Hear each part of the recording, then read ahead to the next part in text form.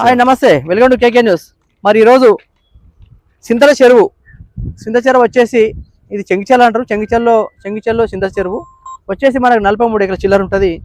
మరి buffer zone, ఎఫ్టేలు, చెరువు చుట్టూ ఇండ్లు, దాని అదే ప్రకారం చూసుకుంటే అయితే కొంచెం ముందుకెళ్తే మనకు ఏం సంబంధం లేకుండా, పర్మిషన్ లేకుండా అపార్ట్మెంట్లు కట్టడం జరుగుతుంది. మనకి ఇక్కడ మిత్రుడు ఉన్నాడు, ఒకసారి మిత్రుడు మాట్లాడతాడు. చెప్పురన్నా. ఈరోజు ఎఫ్టీఎల్ పరిధిలో ఉన్నటువంటి భూములు ఏవైతే ఉన్నాయో వాటన్నిటికీ కూడా గతంలో పర్మిషన్లు ఇచ్చిళ్ళు. ఇప్పుడు ఉన్నటువంటి ప్రభుత్వాలు కూడా పర్మిషన్లు ఇవ్వడం ద్వారా ఈ యొక్క రెసిడెన్షియల్ సంబంధించినటువంటి ఏవైతే ఉన్నాయో ఈ రెసిడెన్షియల్ సంబంధించినటువంటి కట్టడాల నిర్మాణం అనేటువంటి జరుగుతుంది. ఇలా హైడ్రా కమిషనర్ గా ఉన్నటువంటి రంగనాథ్ గారు సిన్సియర్ గా, ఆనెస్ట్ గా పనిచేస్తున్నట్టు ఉన్నారు. దాన్ని మేము పూర్తిగా కూడా స్వాగతిస్తున్నాం. కానీ ఏదైతే ఫామ్ హౌస్లు ఉన్నాయో, బడాబాబుల యొక్క ఇండ్లు ఉన్నాయో వాటిని కూల్చివేస్తే ఎక్కడ నష్టం జరిగేటువంటి పరిస్థితి ఉండదు. కానీ ఖచ్చితంగా రెసిడెన్షియల్ ఆవాస యోగ్యాలైనటువంటి ఏవైతే ఉన్నాయో, ఆ రెసిడెన్షియల్ సంబంధించినటువంటి ఆవాస యోగ్యాలు ఏవైతే ఉన్నాయో అందరూ కూడా సామాన్య మధ్యతరగతి కుటుంబాలు, పేద మధ్యతరగతి సంబంధించినటువంటి కుటుంబాలందరూ కూడా 40 లక్షలకో, 45 లక్షలకో, 50 లక్షలకో ఒక లేక్ వ్యూ అనేటువంటిది ఒకటి బ్రోచర్ కొట్టించుకొని లేక్ వ్యూ సంబంధించినటువంటి విజువల్స్ ను చూపెట్టేసి, ఆ ఫోటోగ్రఫీని చూపెట్టేసి ప్రశాంత వాతావరణంలో ఉంటారని చెప్పేసి రకరకాల కళ్ళబొల్లి కబుర్లు చెప్పి వీళ్ళు మార్కెటింగ్ చేసుకోవడం ద్వారా సాఫ్ట్వేర్ ఉద్యోగులు కానీ, చిన్న మధ్యతరగతి కుటుంబాలు చిన్న చిన్న ఉద్యోగాలు చేసుకునేటువంటి వాళ్ళు వాళ్ళ ఈఎంఐలు డిడక్షన్ పెట్టుకొని డౌన్ పేమెంట్ 10 లక్షలు 20 లక్షలు కట్టి ఈ యొక్క గృహాలను కొనుగోలు చేయడం జరుగుతుంది.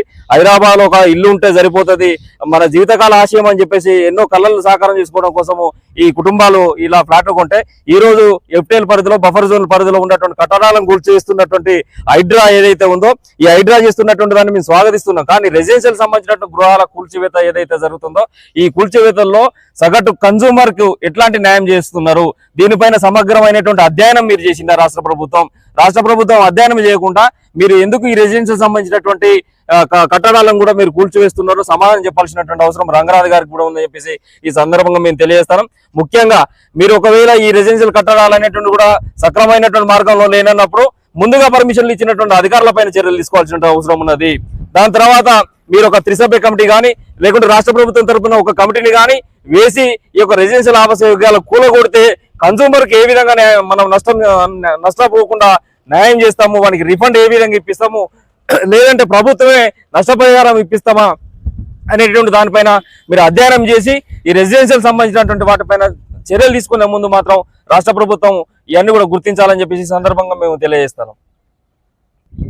ఈ రోజు మరి రాష్ట్ర ప్రభుత్వము ఇప్పుడు ఉన్నటువంటి మున్సిపల్ అధికారులు కానీ, జిహెచ్ఎంసీ సంబంధించినటువంటి అధికారులు కానీ, రెరా అధికారులు కానీ వీళ్ళందరూ కూడా ఈ యొక్క కన్స్ట్రక్షన్స్ కు ఏ విధంగా మీరు పర్మిషన్ ఇచ్చిల్లు, ఇక్కడ ఉన్నటువంటి బిల్డింగ్ సంబంధించినటువంటి అథారిటీస్ ఏవైతే ఉన్నాయో మున్సిపల్ శాఖ అధికారులు మరి దీనిపైన సమగ్రమైనటువంటి సర్వే నిర్వహించిన తర్వాతనే, ఈ సర్వే పూర్తయిన తర్వాతనే ఇది ఎఫ్టీఎల్ ఉందా, బఫర్ జోన్ లో ఉందా, ఏ జోన్ లో ఉంది, ఇది రెసిడెన్షియల్ జోనా, ఇండస్ట్రియల్ జోనా, ఇవన్నిటిని కూడా చెక్ చేసుకున్న తర్వాతనే ఇవ్వాలి. కానీ ఏదైతే లంచాలకు అలవాటు పడ్డరో ఈ బిల్డర్ల చేతిలో డబ్బు ఉంటది కాబట్టి ఆ డబ్బును ఎరుగా చూపి అధికారులను వల్ల వేసుకొని అక్రమ పర్మిషన్లు తెచ్చుకొని ఇట్లాంటి ఎఫ్టీఎల్ కట్టడాలు కట్టడం ద్వారా ఈ రోజు నష్టపోయేటువంటి వ్యక్తి బిల్డర్ కాదు, ఆ లంచం తీసుకున్నటువంటి అధికారి కాదు, నష్టపోయేది ఇందులో కొనుగోలు చేసినటువంటి కన్సూమర్ నష్టపోతుంది. కాబట్టి కన్సూమర్ తరఫున తెలంగాణ సంబంధించినటువంటి ఎన్సీఆర్సీ జాతీయ వినోదాల హక్కుల కమిషన్ అన్ని తమ్మితో కొట్టాడుతుంది, మీకు వెనుదనుగా ఉంటుంది అని చెప్పేసి సందర్భం తెలియస్తూ రంగనాథ్ గారు వెంటనే రెసిడెన్షియల్ కట్టడాల పైన మీరు ఒక సమగ్రమైన నివేదికను తయారు చేసుకొని ప్రభుత్వాన్ని ఒప్పించుకొని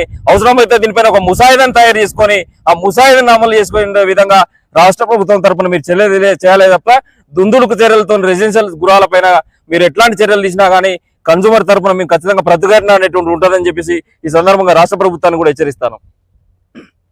చూసాం కదా, ఇది పరిస్థితి. మరి కట్ట పక్కనే ఇట్లాంటి అపార్ట్మెంట్లు కట్టుడు, ప్రజలు మోసపోవడు.